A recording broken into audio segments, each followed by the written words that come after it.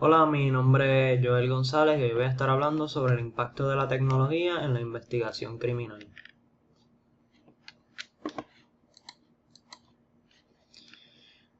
La tecnología se define como la aplicación de un conjunto de conocimientos y habilidades con el objetivo de conseguir una solución que permita al ser humano desde resolver un problema determinado hasta lograr satisfacer una necesidad en un ámbito concreto. Es más bien una herramienta que podemos usar a diario para mejorar nuestro desempeño o para obtener alguna información que hubiera sido muy difícil de obtener de una manera normal. Debido a los grandes avances que se han hecho en los últimos años, la tecnología se ha convertido en prácticamente parte de nuestro diario vivir. Incluso se podría decir que es necesaria para nuestro desempeño en las actividades que realizamos a diario. Además de esto, la tecnología juega un papel sumamente importante en la resolución de los problemas. En la actualidad, en nuestro sistema de justicia criminal se implementa el uso de la tecnología. De hecho, se comenzó a utilizar desde hace décadas. En mi opinión, la tecnología ha sido una gran herramienta en el avance de las investigaciones y la implementación de las leyes que rigen el sistema. En este trabajo estaremos estudiando el mismo y cómo esto va a afectar en el futuro.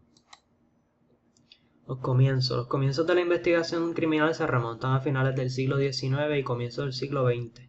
Se reconoce que el juez Hans Gross en los años 1890 publicó el primer manual, donde se encontraban todos los conocimientos científicos y técnicos que aplicaba a los casos que examinaba. En este manual también definió el término criminalística y fue el primero en utilizar el mismo.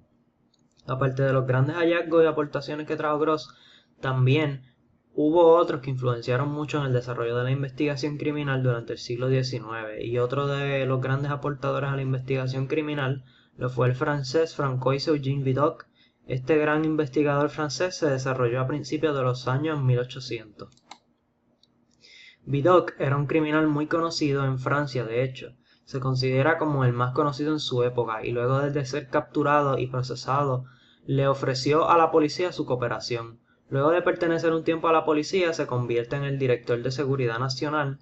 Al convertirse director de este departamento, comienza con un proyecto para mejorar la investigación criminal del país. Es aquí, con este proyecto revolucionario, que comienza a infiltrarse en las organizaciones criminales, ya que tenía un arte especial para el disfraz. Utilizando la ayuda de ex convictos, logra infiltrarse en el mundo de la criminalidad, con el propósito de investigarlo y poder arrestarlo. El método que utilizaba para esto era uno muy distinto a lo que había existido antes, ya que tenía un sistema de memorización en el cual los infiltrados tenían que memorizarse los rostros de los criminales que iban a investigar. Aprovechando todos estos recursos, comenzó con la creación de los primeros archivos sobre los delincuentes. En estos archivos contenía información como descripciones físicas, modos de operar, apodos y condenas de los delincuentes que investigaba. Vidocq es reconocido por ser uno de los investigadores criminales que comenzó con lo que hoy conocemos como la investigación criminal moderna. Uno de los avances más importantes en la investigación criminal lo fue el uso de las huellas dactilares.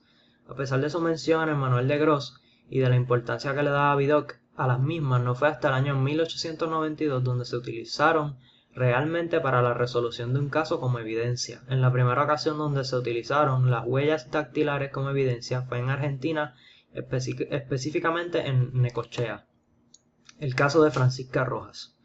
Francisca Rojas era una mujer madre de dos niños, uno de 6 años y otro de 4. En la tarde del 29 de junio de 1892 se encontraba en su casa, en el suelo, con cortes en el cuello y sus dos hijos muertos encima de la cama. Tras escuchar el gran silencio que había en la casa de su vecino Ramón Velázquez, entró a la casa de Francisca para ver si estaban bien, porque le parecía inusual la falta de ruido.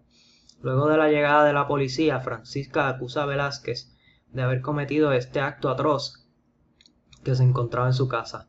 Francisca alegaba que Velázquez había asesinado a sus dos hijos y que había intentado asesinarla a ella, luego de que ella se rehusara a entregarle a sus hijos para llevárselos a su padre.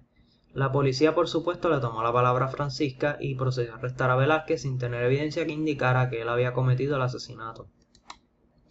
Después de muchos intentos para obtener la confesión, los investigadores no pudieron coincidir con la historia que había contado Francisca. Al examinar la historia que le había hecho Francisca, se percataron de que había detalles que no empataban con el cuento.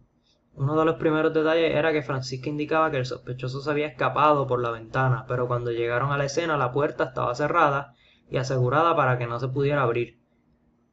El segundo es que Francisca decía que la había golpeado con una pala, pero la pala no tenía ningún doblez. Además, indujeron los detectives que si Velázquez la hubiera golpeado con la pala en la cabeza, lo hubiera hecho con la fuerza necesaria para matarla de un golpe. Otro de los detalles que no concordaba era que la arma que se había usado para degollar a los niños se encontraba escondida en las pajas del techo de la casa, y a los detectives les parecía inusual que el sospechoso dejara el arma en la escena. Por último, el detalle que desenmascaró a la verdadera culpable fue una marca de mano que había en el marco de la ventana. En la escena, que era en el cuarto de Francisca, había una marca de mano ensangrentada en la ventana donde se podía observar, además de una mano pequeña, los patrones de las huellas dactilares. A causa de todas estas discrepancias mencionadas anteriormente, los detectives a cargo del caso se percataron de que había algo que andaba mal y que Francisca no estaba siendo completamente honesta, sumándosele a esto también el gran coraje que Francisca demostraba contra Velázquez. Con toda esta información en las manos, el investigador a cargo del caso decidió entonces arrancar el marco de la ventana y llevárselo a Juan Vucetich, ya que durante ese tiempo Vucetich había creado un método para identificar y diferenciar los tipos de huellas digitales. Juan Vucetich. Juan Vucetich nació en el año 1858 en Hvar, Croacia. En el año 1882 emigró con su familia a Buenos Aires, Argentina. Comenzó a trabajar en obras sanitarias con el gobierno argentino y en el 1888 ingresó a la policía con un puesto meritorio. El puesto meritorio se lo otorgaba exclusivamente a las personas que sabían leer y sabían escribir. Mientras trabajaba en la policía, comenzó a encontrar fascinación por los trabajos del antropólogo inglés Francis Galton. Por la gran fascinación que tenía hacia los trabajos de Galton, comenzó a crear su propio método de instrumentos para identificar los distintos tipos de impresiones dactilares. Tras sus extensas investigaciones en el área de las impresiones dactilares, fue encomendado a la Organización de Identificación Antropométrica de la Policía de Buenos Aires. Luego de su nominación al departamento en 1891, continuó mejorando sus métodos con la colecta de impresiones en las cárceles. En 1892, el detective a cargo del caso de Francisca Rojas le llevó el marco de la ventana donde se encontraban las impresiones de la mano del culpable de este caso. Realizando un análisis extenso a las marcas dejadas en la madera, Vucetich informó que las huellas dejadas en la madera eran de Francisca. Con este análisis se logró recopilar la evidencia suficiente para culpar a Francisca. Tras ver toda la evidencia, Francisca confesó que la única autora del delito era ella, y la única razón que la había movido a realizar este acto se debía a que sentía que su marido la había echado a un lado y por esta razón prefería quitarle a sus hijos y quitarse la vida ella misma. La balística. Las armas nunca dejan marcas iguales al momento de disparar un proyectil. Según las marcas que se le producen a un proyectil a la hora de pasar por el cañón, la vaina de alimentación, las paredes de la recámara, se puede deducir qué arma fue la que disparó el dicho proyectil. Al remontarnos a la historia de la balística, no se nos puede escapar el nombre de Henry Goddard. Él era un investigador que trabajaba para un juez en Westminster, Inglaterra, en el año 1835. Uno de los casos que se encontraba investigando Goddard extrajo una bala del cuerpo de una de las víctimas. Al extraer la bala del cuerpo se percató de que el proyectil tenía unos abultamientos y protuberancias inusuales. Esto lo llevó a ir sobre una lista de posibles sospechosos que tenían armas, ya que en este momento de la historia no había muchas personas que tuvieran armas. Además, las personas que poseían armas usualmente creaban sus propias balas también. Al hacer la comparación de la bala con uno de los moldes que tenía uno de los sospechosos, encontró que la bala encajaba perfectamente dentro del marco. De esta manera lograron obtener una confesión del sospechoso para declararlo culpable del homicidio. A pesar de que este caso no fue determinante en la historia de la balística forense, sí fue el que comenzó una ola de investigadores que utilizaban como recurso en sus investigaciones el estudio de los proyectiles y las marcas que estos tenían. Otro ejemplo de un caso que fue de suma importancia en el desarrollo de la balística lo fue el de Charles E. Waite. Él mismo era un ministro público que pertenecía al estado de Nueva York. En el año 1917, El gobernador de Nueva York lo convocó a examinar una sentencia otorgada en el condado de Orleans en un caso de doble homicidio. Allí Charles B. Phelps y Margaret Walcott fueron asesinados en su granja con un arma de calibre 22. En la resolución del caso fueron acusados sus empleados Charles Stillow y su cuñado Neldon Green. Stillow poseía un arma del mismo calibre de las balas que se encontraron dentro de los cuerpos de Walcott y Phelps. El fiscal que llevó el caso contrató a un supuesto perito en balística para que le indicara el arma de Stillow era la misma que se había utilizado para matar a Walcott y Phelps. Como usualmente sucedía, los supuestos peritos en balística hacían declaraciones que favorecían a la parte que los había contratado. Al ofrecer la declaración, el experto provocó que Green y Stillow fueran sentenciados a la silla eléctrica. Debido a las grandes discrepancias que encontró, el gobernador del estado delegó a Phelps para que realizara una investigación más a fondo sobre los resultados de este caso. Al Phelps realizar la investigación, encontró que las balas que se disparaban del revólver de Stillow tenían marcas distintas a las que se encontraron en los cuerpos de los asesinados. En el momento de examinar las balas del arma de Stillow, encontraron que las estrías creadas por la detonación eran distintas a las que tenían las encontradas dentro de los cuerpos. Otro de los hallazgos que hicieron fue que el arma utilizada en los asesinatos debía tener un defecto de fábrica por cómo dejó marcadas las balas. Gracias a este hallazgo, a tiempo, Stillow pudo salir libre de su condena luego de pasar por 3 años de prisión.